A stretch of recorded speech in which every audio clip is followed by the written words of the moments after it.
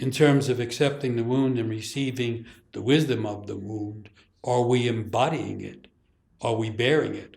Are we surrendering into the vulnerability and the connection of it? And the answer is yes, yes, yes. The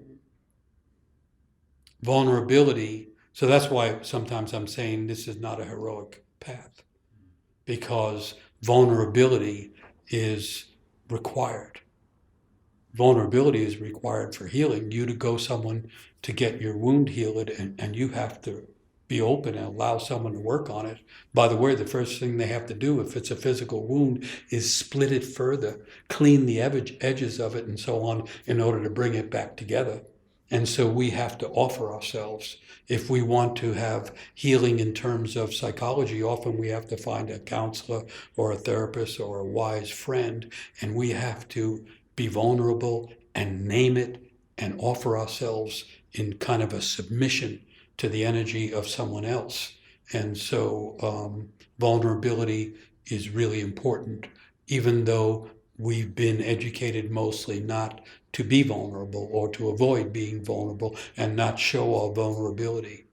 But eventually what happens, the pain gets so great that we have to become more vulnerable, and we have to be more willing to surrender, which makes me also recall great Native American story of how healing began, and the first people didn't even know what illness was. They were just doing, trying to figure out how to work with the plants and that kind of thing.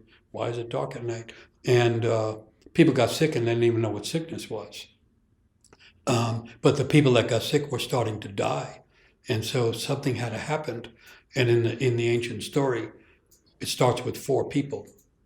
And their instinct is to go out at the end of the day when the light's draining from the world and everything's going dark. And they just stand in the darkness with their question of, what do we do about illness? What do we do about sickness? They haven't even heard of healing yet. I think we're like them, back at that place.